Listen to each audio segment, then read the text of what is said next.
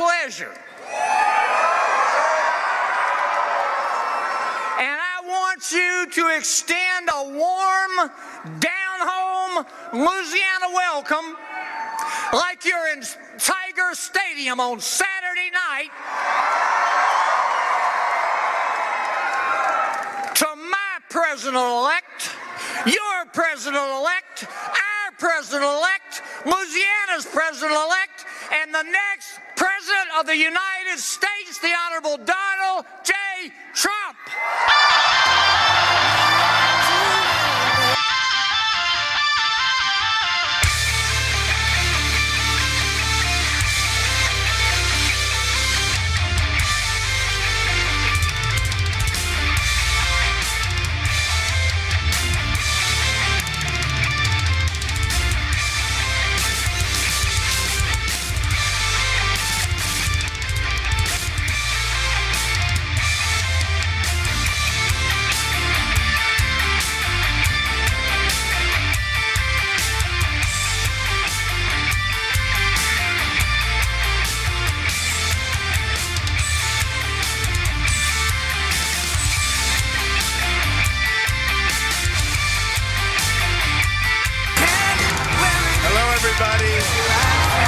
We're going to go for John.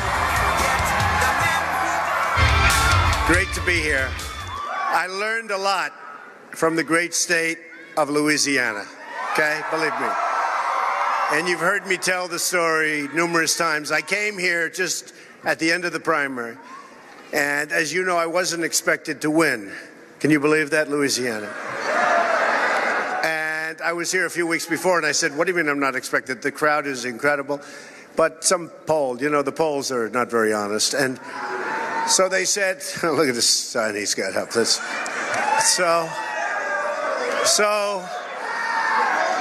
I came down on a Friday night to a massive hangar. The place was absolutely thousands and thousands of people. I think 25,000 people. And I left and I said, you know, I think I'm going to win this state. And I won the state easily, right? And then I checked on the delegates. And the delegates were, I didn't have as many as people that I beat. And I said, this system is crooked. You mean I come down, I do all that work, I came down, I used one of the biggest hangars, bigger, I don't know, maybe this one, was it this one? But it was a big hangar. Yeah, bigger. And we have a hell of a crowd today, but I'll tell you, we had something. So what happened, I win. And then a week later, I'm going over the count, and it said Louisiana, and it had names ahead of me for delegates. I said, wait a minute. So I won the state. I got more votes than anybody by far. It wasn't even close. And the system is rigged.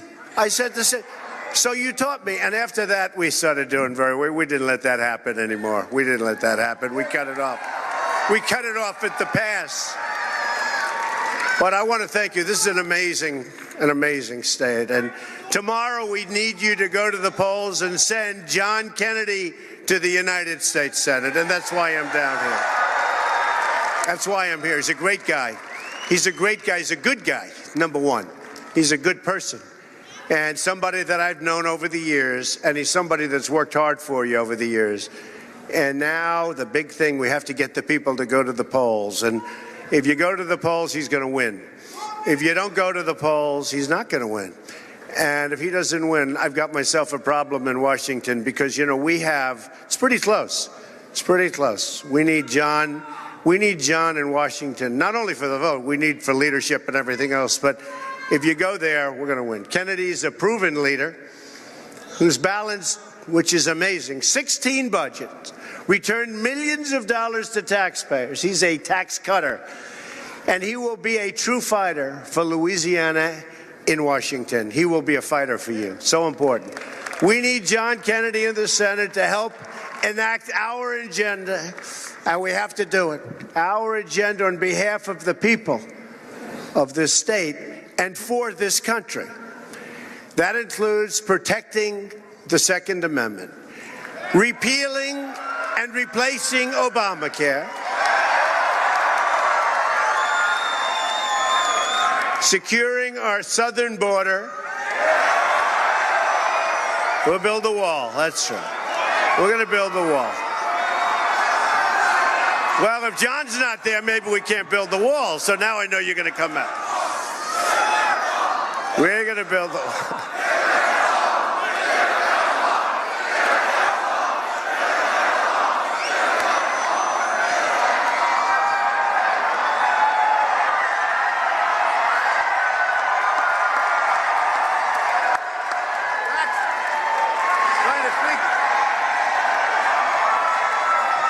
This is Louisiana. We don't need coats, right?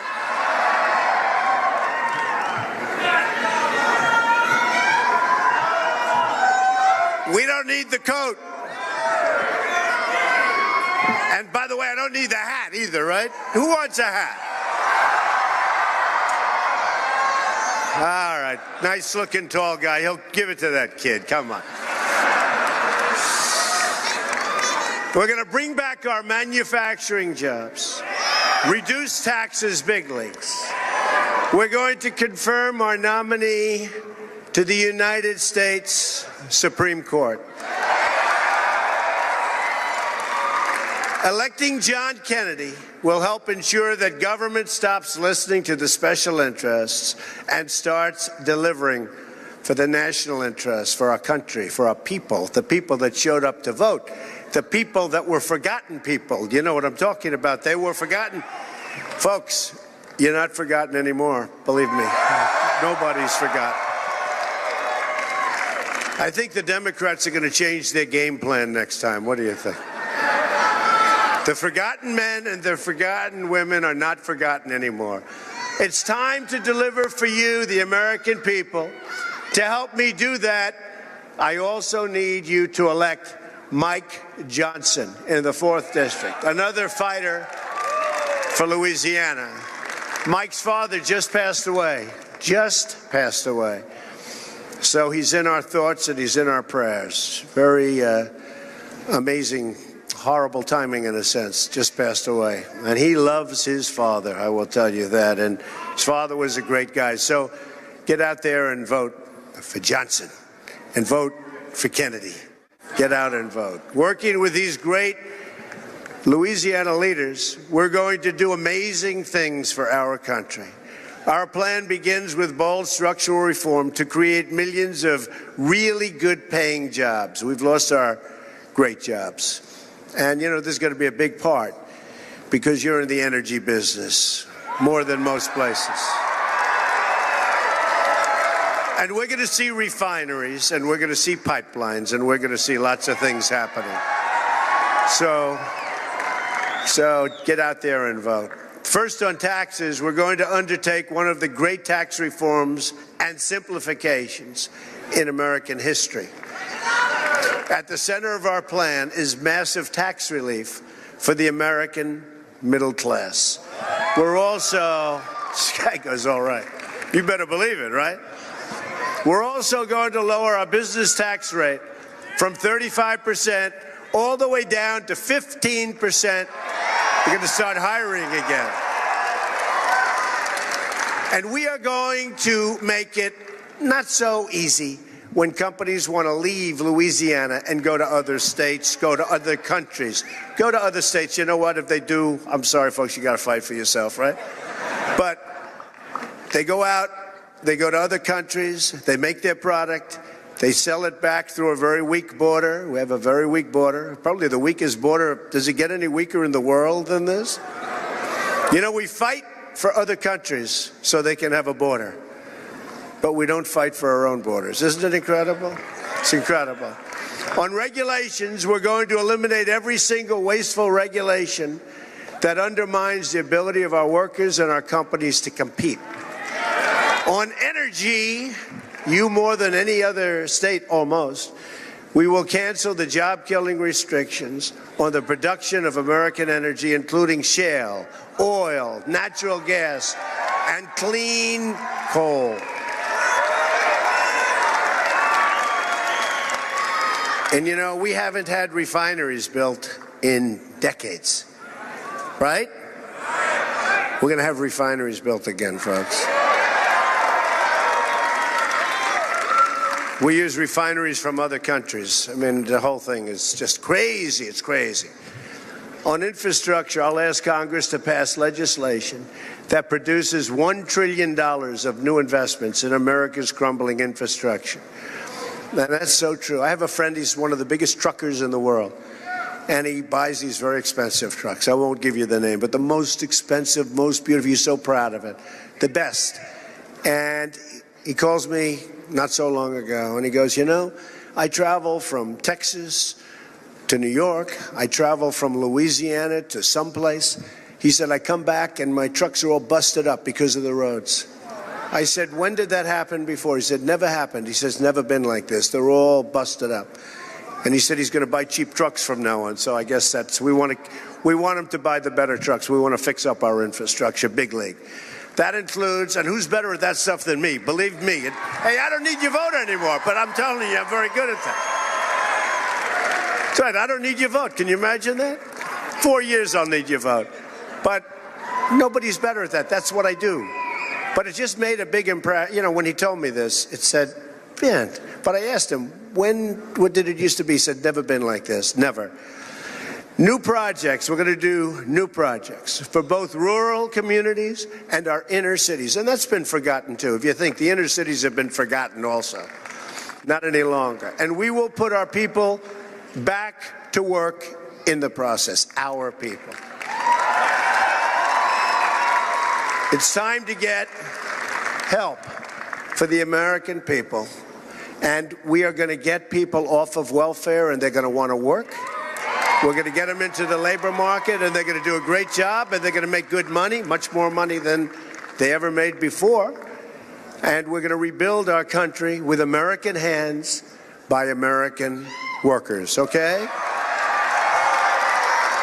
My administration will follow two simple rules: buy American and hire American, okay?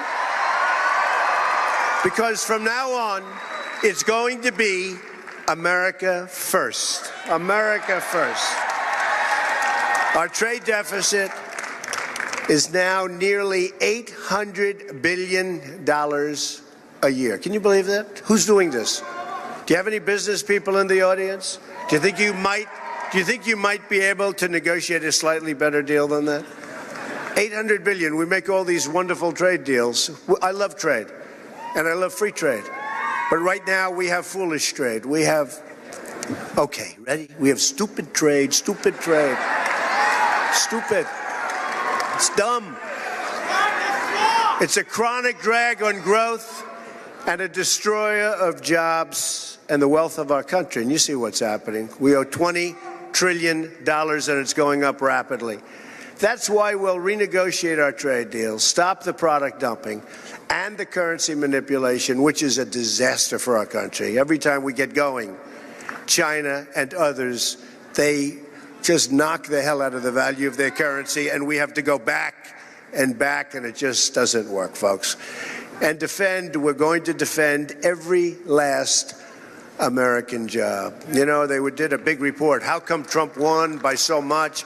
Remember, there was no way he gets to 270, right? The Electoral College, which is amazing because you have to go to all these states, and it was an amazing experience. But there's no way I get to 270. And I'm saying, wow. In fact, I went to the state of Maine 4 times because I needed one. Because I was at 269, I needed one. Until the election came, and then, boy, did we blast by that 270, right? We blasted. 306. 306. And I guess they did a recount in Wisconsin, and after, I think, 70 or 80%, somebody, I think we picked up 32 votes. All these millions and millions of votes, I think we picked up about 30. And if a company wants to fire their workers, leave our country, and then ship their products back in, there will be consequences, including a very, very substantial tax. In other words, look, there's no tax. There's no tax. Somebody said, you know, these reporters, these guys, they're business reporters.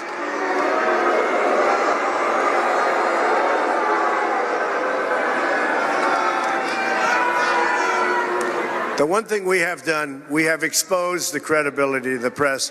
They have the lowest credibility of anybody. And our popularity, I say our because this is a movement that we're all in this thing together. We're all in this together, but we are shooting up. We're like a rocket ship, right? Maybe because I don't like $4.2 billion aircraft. Somebody said, how much is that going to cost? $4.2 billion. I said, $4.2 billion. I think we'll do it for a little bit less. Don't you agree? Like maybe billions less, okay? But yeah, we're going very rapidly up. But we're going to, because it's common sense. We don't want companies to leave our country, go to another country, and sell their product, and then sell the product where they left. Now we have all unemployed people. They had jobs for 32 years. I mean, Carrier is a great example.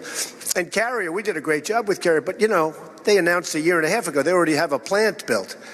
I mean, think of what you could do if they haven't started or if they haven't said anything yet.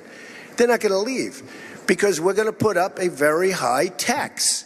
And if they want to build their plant outside of this country, that's fine. But if they think they're going to sell their product back into the country and have no tax, that's not going to happen anymore, folks. Not going to happen. And therefore, they're not going to leave. Now, they may leave a state and go to a different state. They may leave, you know, maybe they're having a hard time with their employees. That's possible. And they may leave, but they're going to leave for another state. They're not leaving for another country very easily. And if they do, they're going to have a very, very substantial tariff or tax to pay. That's it. And you know what's going to happen? They're going to say, we like Louisiana very much, right? We're not leaving. All right. I don't say 100% of the time, but I'll tell you what, pretty close to that number. It's going to be pretty close. And we lost 70,000 factories in this country. We have so many companies right now, although I think probably, if I would have said a couple of months ago, we have so many companies negotiating to leave, I don't think they're negotiating so fast right now. I've heard that. And you see what's happening with the stock market and a lot of things. Because they understand, we know what we're doing. We're not going to let this happen. We can't let it happen. Our country is being drained of its jobs and its good jobs. And they're going to other countries. And it's just not going to happen. On the military, we will rebuild our badly depleted military and ensure that our service members have equipment and training, technology and resources, everything they need to get the job done. Now, hopefully, we will never have to use that great power that we're going to build. We are going to build the strongest military that we've ever had. And there have been few times when our country has needed it to this extent. But I believe in peace through strength. You know, you look at some of these other countries, what they're doing, what they're building, and you know what? When they see what we're going to do, they're going to call, and I'm going to have great relationships with China and Russia and all of them. And they're going to call and they say, you know, you're doing a lot of building. Is there any way we can sort of ease it up a little bit? I'm okay with that, but they have to ease it up too. They're not easing it up. If you look at what's going on in China, if you look at what's going on in so many other countries, they're not easing up. And if they're not easing up, we're not easing up, okay? At the same time, we will ensure our veterans have the best medical care anywhere in the world. We will honor those who have served this country, and that includes respecting and defending the American flag.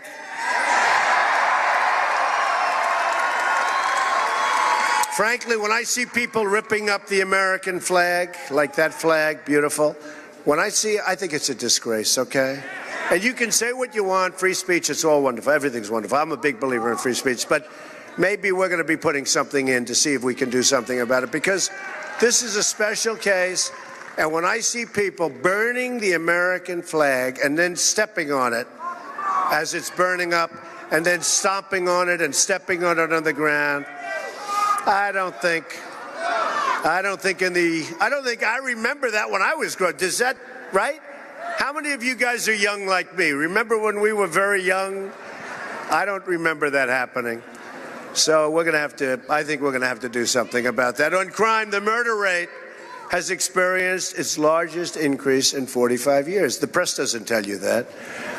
We're going to support the incredible men and women of law enforcement, and we're going to bring this terrible crime wave to an end.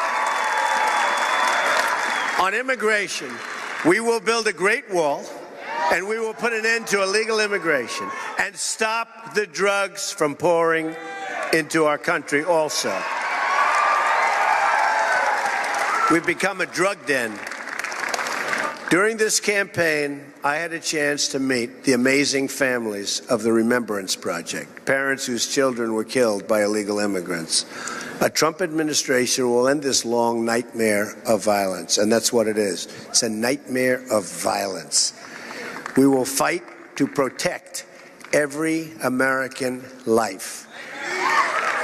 During the campaign, I also spent time with American workers who were laid off and forced to train foreign workers brought in to replace them.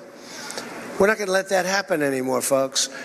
They're forced to train people. They were laid off. They've been at different places for 30 years, more, less, and they're forced to train. And if you don't train them, we're not giving you any severance. Not going to happen, because that's actually demeaning. It's not going to happen. One of my first executive orders will be to ask the Department of Labor to investigate all visa abuses that undermine jobs and wages for the American worker. This is about our country now.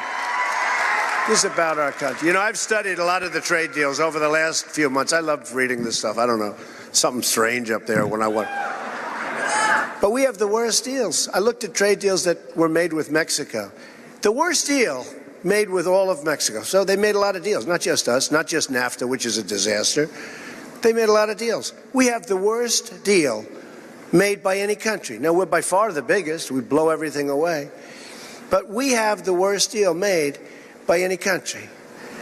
And it was defective from the time it was done because of the VAT tax. They didn't really take it into account. It's complicated, it doesn't matter. But it was defective. And for decades, nobody changed it because they were too lazy, or they didn't want to do it, or they didn't understand it. But for years, that deal was defective. It's not going to be defective anymore. To protect our country from terrorism, extremism, we will suspend immigration from regions where it cannot be safely processed or vetted. I mean, we have people coming into our country by the thousands and thousands of people. And now I don't have to campaign, so I don't have to say, and Hillary's going to increase it by 550%. No, I don't have to say it anymore. Isn't it nice? Isn't it nice? No, I don't have to say it anymore. But think of it. We have people coming in by the tens of thousands. And look, folks, we have enough problems. We have enough problems. We can't do this. We're going to build safe zones. We're going to have certain areas, the Gulf states, tremendous amounts of money. Thank you, darling. I love her too, but I'd get in trouble if I say that, so I'm not going to say it. But we're going to have people from the Gulf states themselves are going to pay for it. They're going to pay for it. They have nothing but money. They're not doing what they're supposed to be doing, and they're fine. They're going to pay for it. We're not going to pay. We owe $20 trillion, but we want to make homes for these people because it's a tragedy, the migration. And it started, you know why it started. I don't have to go through it. I don't have to go through it. We're not running for office. Well, isn't that nice to say we're not running for office? I don't have to go through this all. I don't have to go through all the reasons. The fact is, it's a human tragedy, and we're going to help it. We're going to help it. But that doesn't mean we're going to allow people to come into our country, some of whom have evil intentions. And you see in Ohio State, I was there the other day, and great people, the damage done by one person. You look at so many different places, San Bernardino, and I mean, look at the World Trade Center. Look at what happened in Orlando. There's such evil spirit, evil intention. We have other problems. We have to solve many, many problems. And, you know, we've spent now $6 trillion in the Middle East. Think of it, $6 trillion. And yet, we got nothing. You know what we have? We got nothing. He says, what do we get out of it? Nothing. You know what we got out of it? Death. We got destruction. We have all this money that we owe. The whole thing is crazy. With that being said, we have to stop ISIS. We have to knock them out. Have no choice. Have to knock them out. We'll do that. I'll say General Mad Dog Mattis. He's great. He's great. He's a great guy. He's a great guy. And we have another great person going to be named, not a lot of them, but in terms of what we're talking about next week, somebody that you're going to have tremendous respect for also. A Trump administration will always put the safety and security of the American people first. Ethics reform will be a crucial part of our 100-day plan as well. We're going to drain the swamp of corruption in Washington, D.C. Drain the swamp.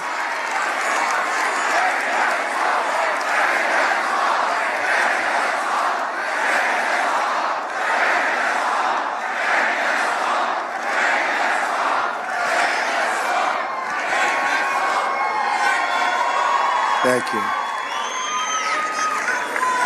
It always amazes me, you know, here we are on a Friday and sort of a crazy time of the day, right? How many people show up for these things, right? That's when I knew. By the way, people ask, when did you know? You know, I was campaigning, we always had these big crowds, but that last month was unbelievable, the crowds. They were massive. We were taking stadiums, they were packing them in. And when they had to hire entertainment, because people, I said, I don't know if that means anything, but I think it does. And then we won Pennsylvania, and we won Michigan, we won Wisconsin, we won all these different places. It's a beautiful thing to see, I will say. The spirit of what we've all done together is incredible. And you'll see, thank you. And you'll see a lot of things happen. A lot of it's common sense, to be honest with you. A lot of it's just common sense. A lot of the people that voted, where they're great people, they love the country, but they haven't voted in 20 years, 30 years. Boy, did they vote. Boy, did they vote. But they come in, here's people that have never voted in some cases, and yet they're great people. And they're hardworking, and but they just never saw the person they want to vote. And now they come down and they have Trump shirts on, Trump hats, they have buttons coming off the hats. So they go from never voting to being all messed up with the stuff, right? But you know what? These are amazing people, and they did. I remember, I got a little glimpse because they have that long early voting in Florida. I mean, it's so long. And so many things could go wrong when you have that long period of time, right? That long period. It used to be you'd have a day, you vote. Now you're going forever, weeks and weeks. But the first day I was down in Florida, I passed one of these lines. I said, well, what's happening over there? I thought it was like a big movie. They said, no, sir, that's voting. They're voting. And they're voting like really early. And we have to discuss that early thing. That's sort of, so many things are going on, so many things. I wonder what happens during the evenings when those places are locked, right? But the Democrats, who are the people who say, Donald Trump is criticizing the foundations of our country. Give me a break. Give me a break. President Obama, who, by the way, I've gotten along with so well. No. He's really doing great. He's been so nice. But 8 years ago, he talked about in Chicago what goes on. Okay? They don't talk about it anymore. And believe me, it's only gotten worse, folks. Only gotten worse. So we got to talk about it. But I'm going to impose a 5-year ban on executive branch officials becoming lobbyists and a lifetime ban on officials becoming lobbyists for a foreign government.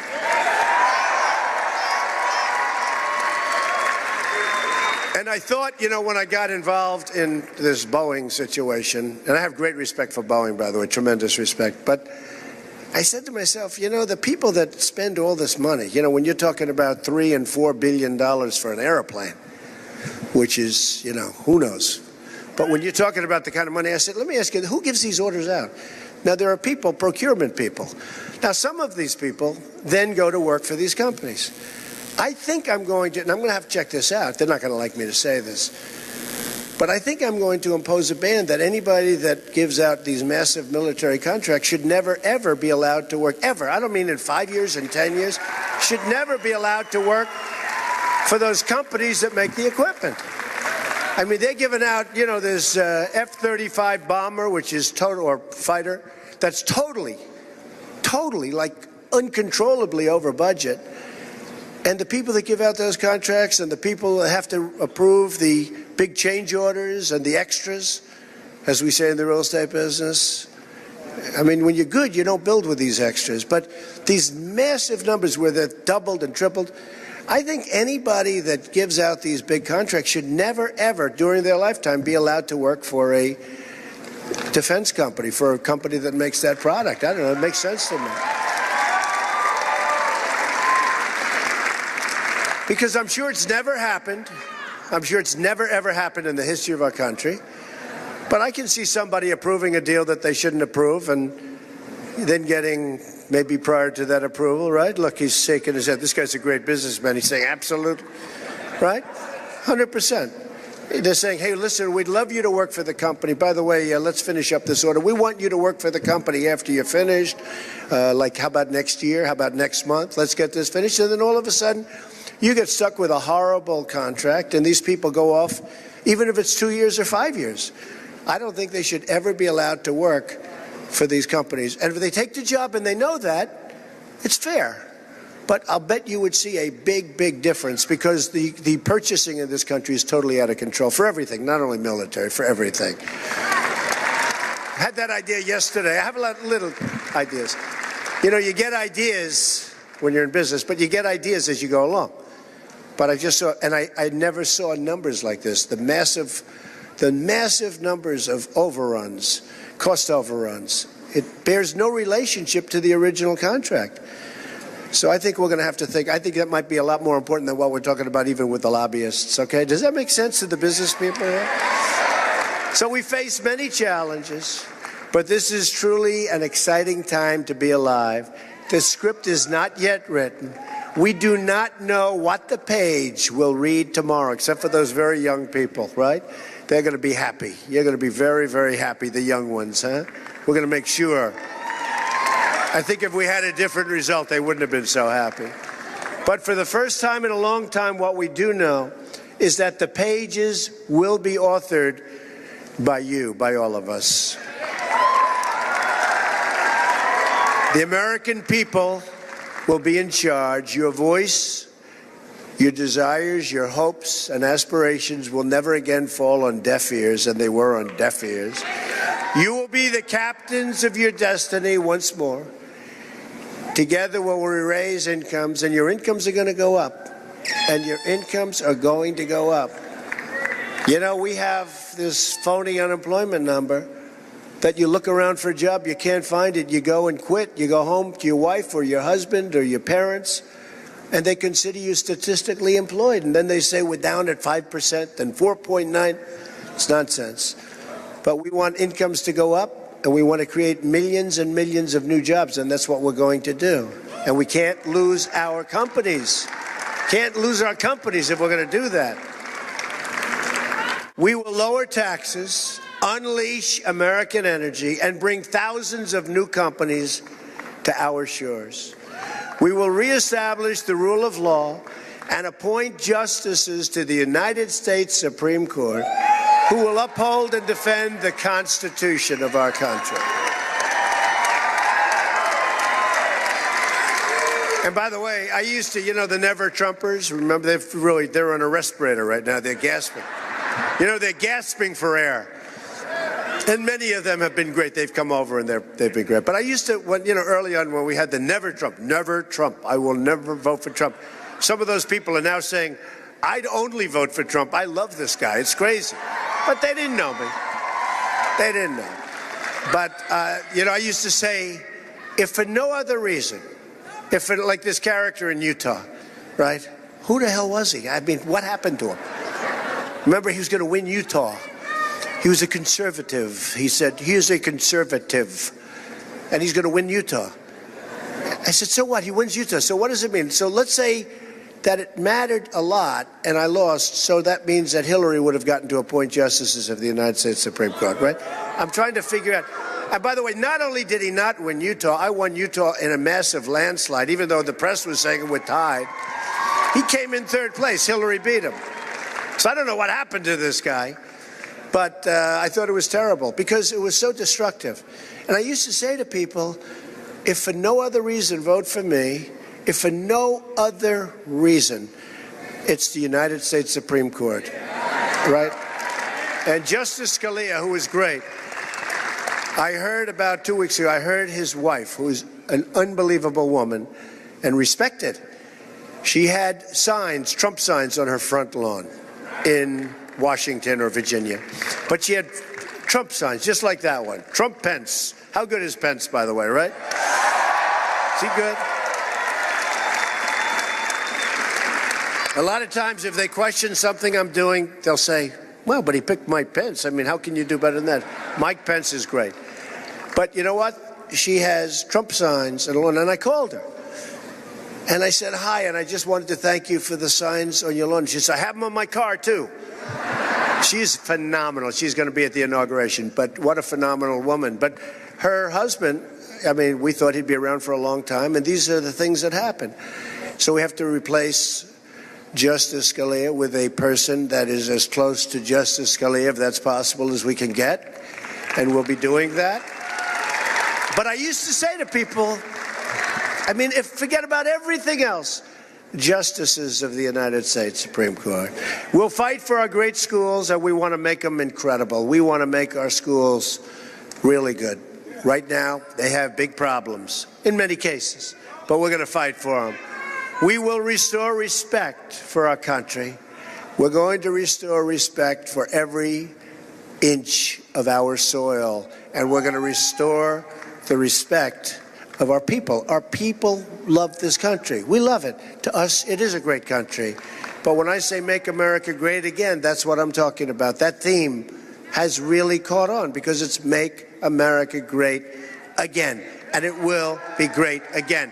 And it will happen quickly. We will heal our divisions and unify our country. In fact, you know, Time Magazine, they were both nice and a little bit wise guy yesterday. They gave me the Person of the Year. It used to be called the Man of the Year. Now it's called the Person of the Year. That's good. They're politically correct. They were very politically correct. Who'd rather have it the Man of the Year? Look, the women are all... Okay, seriously, because it's Person of the Year. So for years it was the Man of the Year, right? And I think even if a woman was named, it was the Man of the Year. So it's a little bit shaky. Who would rather have it be the Person of the Year? I got a lot of women here. What about the women? Let's do it again. Who would rather have it be the Person of the Year? A couple of people. Who would rather have it be the Man of the Year? Maybe why that could be why the magazine business isn't so great, right? I don't know. Think of that. All the women wanted to be the Man of the Year. Anyway, who cares? But it's Person of the Year. But they said, you know, looking over a divided nation. You saw that. So they're taking a shot. But I said, wait a minute, I haven't run this yet. I haven't run it. So they're not, you know, you're trying to be a little bit nasty, but I haven't run anything. So it is a divided nation. We're going to bring our nation together. When Americans are unified, there is nothing we cannot do, no task too great, no dream too large, no goal beyond our reach. My message today is, number one, get out to vote tomorrow for John Kennedy. That's number one. And our great soon-to-be congressman, you got to get out to vote. And I pay my respects to his family. Today is for all Americans, from all parties, all beliefs, all walks of life. No matter your age, your income, your background, I'm asking you to join this incredible movement. There has never been a movement like this. There actually hasn't. You know, yesterday they were talking about, they were trying to find a comparable. And, you know, usually you go back to Reagan, you go back to something, right? It's not so long ago. Although, in the history of the state, of Louisiana. I was just told this backstage by all of my people. We got more votes than any Republican in the history of the state of Louisiana. Is that good? Is that good? Man. I want to give up some of them for John Kennedy tomorrow. We'll take 10% off the top.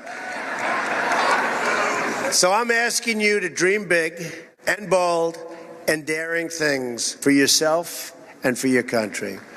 I'm asking you to believe in yourself again, and I'm asking you to believe in America again. And if we do that, then all together, we will make America so very strong again. We will make America rich again. We will make America safe again. And we will make America great again. Thank you, Louisiana. God bless you. It's great to be here. Thank you. Thank you very much. Great place.